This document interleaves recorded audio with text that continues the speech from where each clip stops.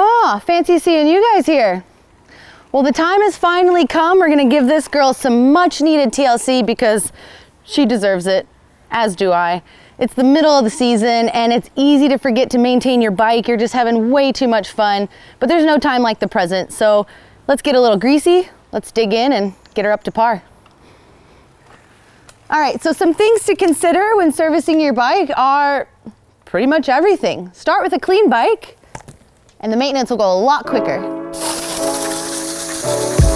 I just bought a new whip, spend a couple thousand just to cruise it. Shawty said she love me, but I swear she'll never prove it. I never tell her, but I put it in the music. Well, that's okay. First place I like to start when servicing the bike is to freshen up the suspension oil. If you do this regularly, say every 10 rides or so, you're gonna notice that the rubber seals last a lot longer, they do a better job at keeping out the dirt and the grit from your fork, and it's gonna feel really nice and plush, which, trust me, your hands are gonna thank you later. It requires minimal tools, so it's something you can do at home. I like to service the fork off of the bike, and it's nice because it sets us up to clean the headset next. On the air side of the fork, we're gonna use 10 cc's of 20-weight gold suspension fluid, and on the damper side, we're using 40 cc's of 5-weight Teflon fluid. Start by letting the air out of your fork, but make sure to note your settings in case anything changes. You're definitely gonna wanna know what your PSI, rebound, compression, and your spacer settings are. Next up, we're gonna undo the rebound knob and loosen both bolts on the bottom of the lowers so that we can then remove them. After we've removed the lowers and cleaned everything up, spray a little alcohol in there and just let it dry.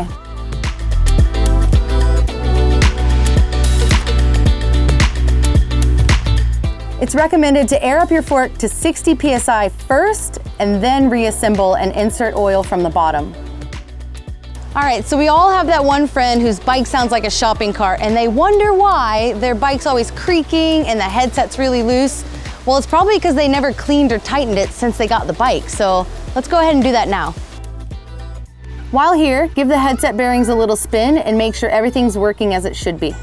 When reassembling, first we're gonna snug down the top cap and then do the pinch bolts up. If it's too tight, you'll notice it's hard to rotate the bars.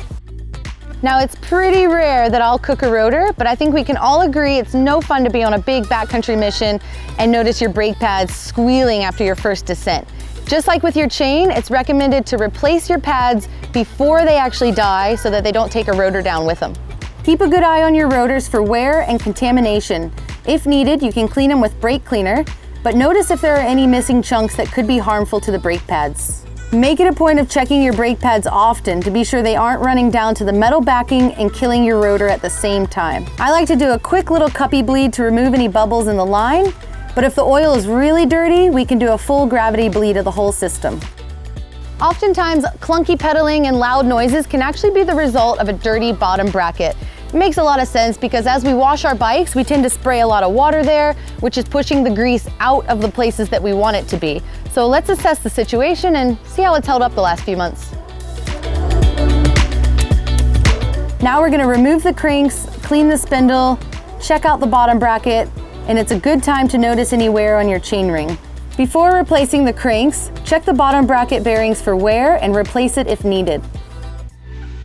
There are tons of moving parts on our bikes and it's easy to forget how the pivots and the bearings affect how the bike performs, but also how it feels underneath us. So we're gonna pull everything out, clean it, re-grease it, but don't forget how to reassemble. Now this bike's only a couple months old, so hopefully the bearings are still good, but we're gonna check just to make sure she's running smooth as butter. One of the best tips I've learned for maintaining a smooth drivetrain is to lube often and replace your chain throughout the season. A new chain is actually a lot cheaper than a cassette and a chain ring, so if you do that, your drivetrain's gonna wear a lot more evenly. Keep your chain clean, and if it has stretched out over time, make sure to replace it.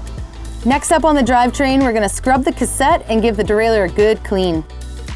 While we're here, it makes sense to check the tension and straightness of our wheels. Loose spokes can lead to big issues and really expensive repairs, so make sure your spokes are always snug. A quick hack for checking wheel true is using a little zip tie around the chainstay as a guide for any wobbles. With spokes, only tighten what needs it, don't over tighten. Start with a quick hand check and then tighten anything that needs it with small quarter turns first so that you don't bring the wheel out of dish.